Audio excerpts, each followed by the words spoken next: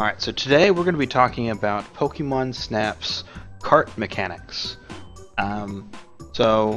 Basically, the game, while it is an on-rails shooter, you do have the ability to move a little bit, and it does affect the gameplay a lot. So the three main parts of cart mechanics is there is speed, your position, and then there's locking, and we'll talk about all three of those in a second here. But so the best way to describe speed, your cart speed, is that your cart has a base movement level at which you move. Like, let's say you move forward at a speed of like 5 all the time. That's the on-rails part of the game, where you literally cannot go any slower than like the base speed. Well, we'll talk about that exactly in a second, but you will always be moving forward and not move backwards. However, you do have an innate speed that you will move if you look in that direction. So for instance, if you have 5 speed as like your base speed going forward, you have like an additional 3 speed that you can add to that.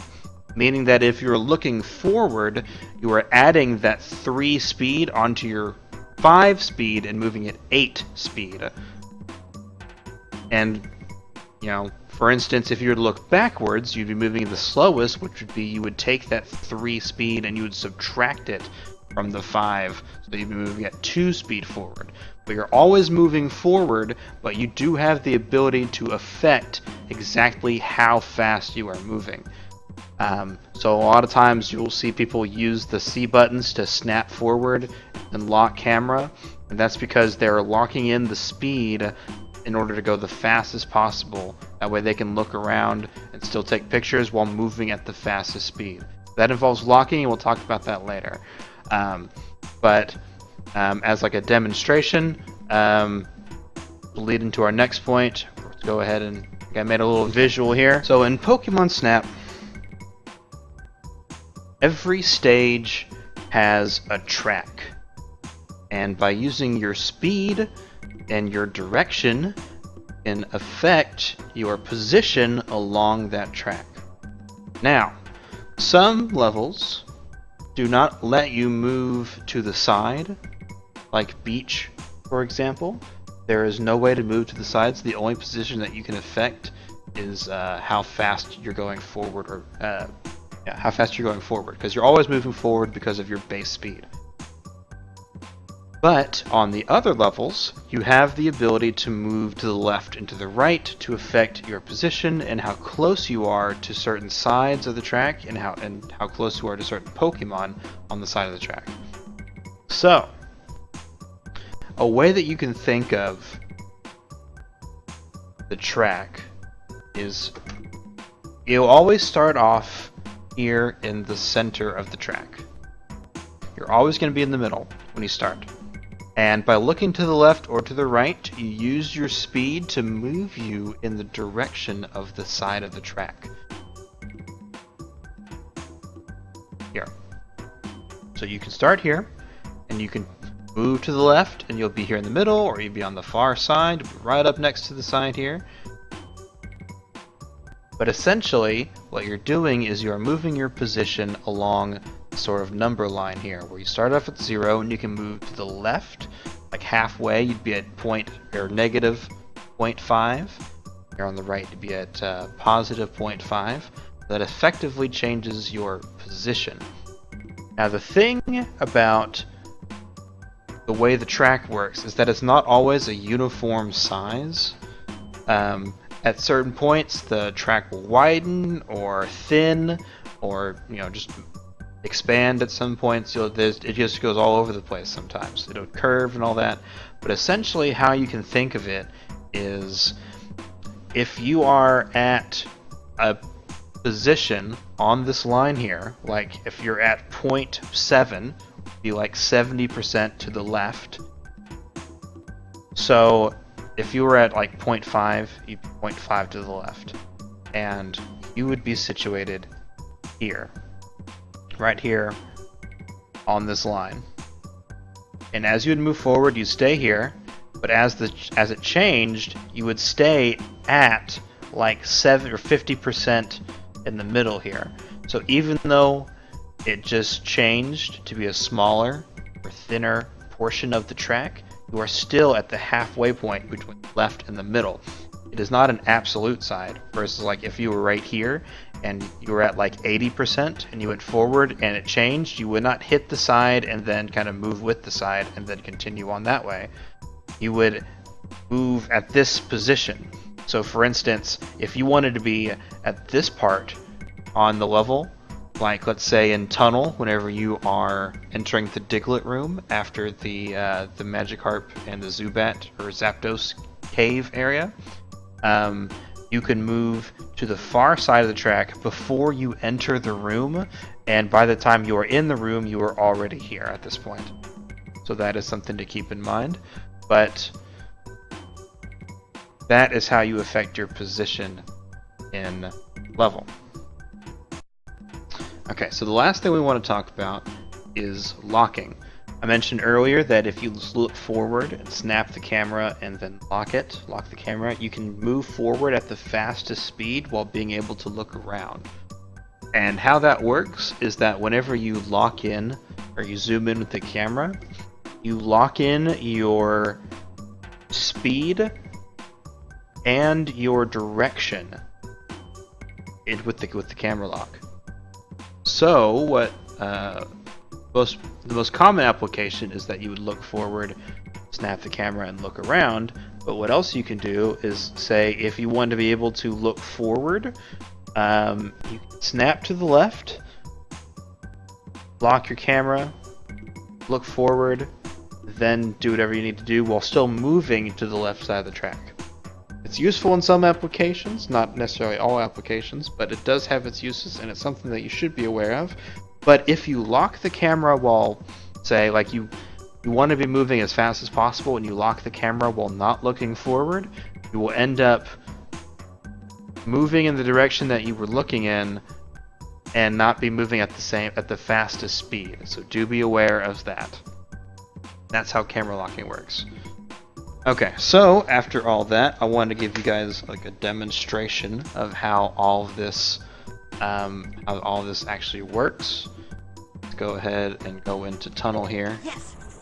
So we're starting off at the middle section, and if you look in this area, this is our left side, and that is our right side. That is our two sections that we can go to.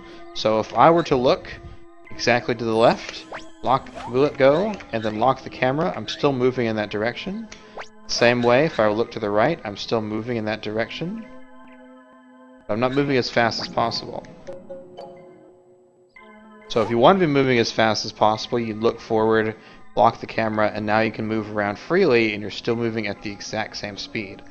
However, if I were to look backwards, moving at a much, much slower speed, and not realize it, but like let's just look forward, and let's kind of roll on through. How close do we get to Electabuzz if we don't do anything?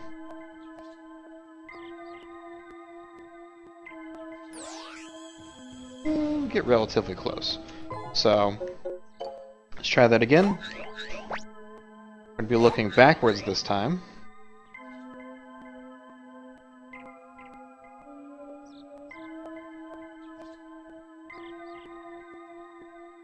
And look how far away we are from Electabuzz. We are so far away. Last time we were up here.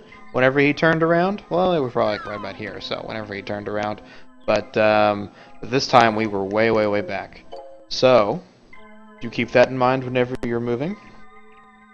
There are certain points in the run where being on one particular side is more advantageous. Like for instance, in this area, you want to be on the right side. Oops. You want to be on the right side in order to bypass the Electabuzz electrode right here whenever you're going in for tunnel sign. Not to mention that on the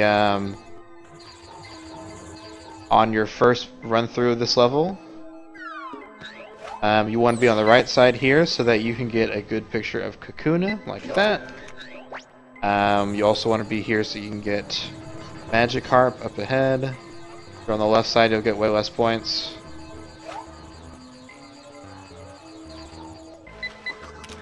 On that side, and here you can look to the left, lock your camera, look down, and you are drifting to the left side. We have officially hit the side of the track, and we will drift off here, but we are now moving forward with our maximum speed.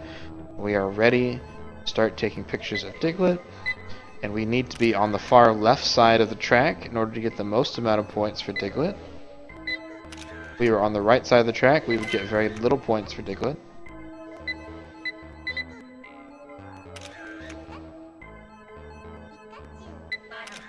Like, look at that, as opposed to that. We are so much further away. We do need to be on the left side of the track in order to get the most amount of points there. So, speed and position is a very important thing. It's something that you don't really think about for a lot of the run, but you do have to be aware of that at all times. A lot of times I see new runners, they aren't thinking about their position and their locking and stuff. And they will, like, they'll do that whole Diglett section while looking to the left or something like that. Like they're moving not forward at the maximum speed. Because of that, they're not getting the right Digletts. Like, for instance, let me show you what that Diglett room would look like if you were not moving at full speed.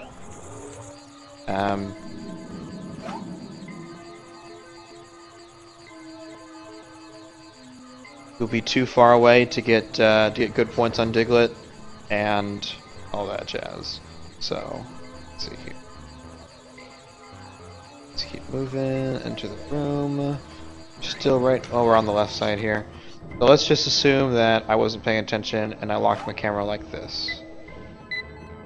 Here's the first Diglett. We're already way too far behind. Just barely see Diglett, but we can get him. That Haunter. It's really, really, really far away. Wait for that last little bit there. There's Doug Trio.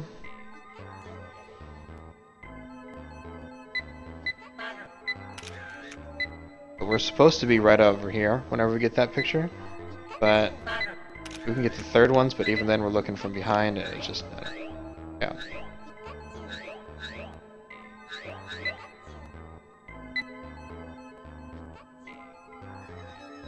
So, do be aware of your position. Do know what your top speed is. Just know that you need to be, if you're ever not sure, just flick the camera forward and then lock it.